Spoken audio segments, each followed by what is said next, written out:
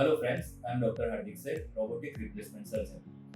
Robotic ની replacement સર્જરીને લગતા ઘણા બધા કોમન સવાલો દર્દીઓને મૂંઝવતા હોય છે.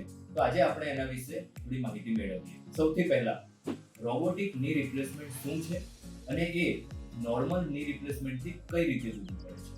રોબોટિક ની રિપ્લેસમેન્ટની અંદર ઓપરેશન પહેલા એક 3D સીટી સ્કેન કરાવવામાં આવે છે, જેના આધારે રોબોટ એક વ્યક્તિગત સર્જિકલ યોજના બનાવે છે. એટલે આપણે કહી શકીએ કે પર્સનલાઇઝ સર્જિકલ મેપ વ્યક્તિના ઘૂંટણ રિપ્લેસમેન્ટ માટે તૈયાર કરવામાં આવે છે, જેનાથી સર્જરીની ચોકસાઈ ખૂબ જ વધી જાય છે અને આ ચોકસાઈના કારણે રિકવરી અને રિઝલ્ટ ખૂબ જ સારું મળે છે. ઘૂંટણ રિપ્લેસમેન્ટની અંદર ચોકસાઈ કેટલી મહત્વપૂર્ણ છે?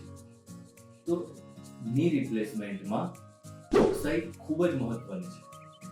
એક્ઝેક્ટ સાઇઝ, કદ સાંધાનું, exact positioning of the implant અને અલાઇનમેન્ટ, આ ત્રણેય વસ્તુઓ ઘૂંટણના સાંધાની લાંબા ગાળાની કાર્યક્ષમતા સાથે એકદમ ચોકસાઈપૂર્વક અચીવ કરવું ખૂબ જ જરૂરી છે. જો આ ત્રણમાંથી કોઈમાં પણ જરાક નાની પણ ગડબડ થાય તો એ સાંધો જલ્દી ઘસાઈ શકે છે, દર્દીને ચાલવા વગેરેમાં દુખાવો થઈ શકે છે અને આ બધું ના થાય એના માટે ખૂબ જ એક્યુરસી પ્રાપ્ત કરવી જરૂરી છે.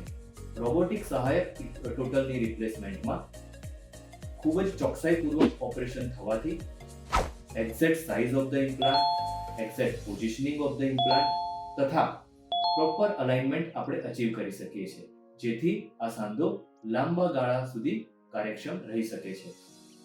એની બેલેન્સિંગ અને જોઈન્ટ સ્ટેબિલિટી પણ ખૂબ જ સારી રહે છે. રોબોટિક સર્જરી પછી શું રિકવરીમાં ફાયદો થાય છે?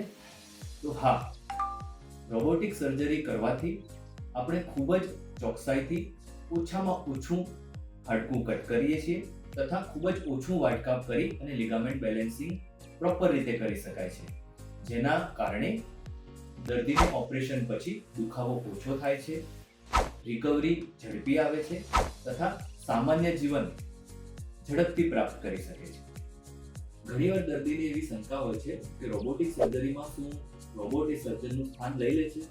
તો ના, રોબોટ સર્જરી નથી કરતો. સંપૂર્ણ સર્જરી દરમિયાન બધા સ્ટેપ સર્જનના જ કંટ્રોલમાં એટલે કે નિયંત્રણમાં હોય છે.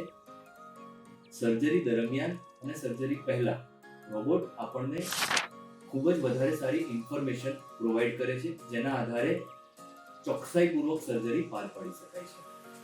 સર્જરી દરમિયાન આપણને લાઈવ ઇન્ફોર્મેશન રોબોટ દ્વારા ફીડ કરવામાં આવે છે, તેમજ જે ઇન્ફોર્મેશનના આધારે હાડકું કટ કરવામાં આવે તથા લિગામેન્ટ બેલેન્સિંગ માટે જે વાટકાપ કરવામાં આવે છે તે રોબોટિક આર્મની મદદથી આપણે કરીએ તો ખૂબ જ ઓછું અને ખૂબ જ ચોકસાઈપૂર્વક હાડકું કટ કરી અને પરફેક્ટ અલાઇનમેન્ટ અને પરફેક્ટ બેલેન્સિંગ આપણે અચીવ કરી શકીએ છીએ. રોબોટિક સર્જરીને લગતા તમારા વધુ સવાલ જવાબ માટે અમારો સંપર્ક કરો અથવા નજીકના કોઈ ડોક્ટરનો પણ સંપર્ક કરી શકો છો. Thank you.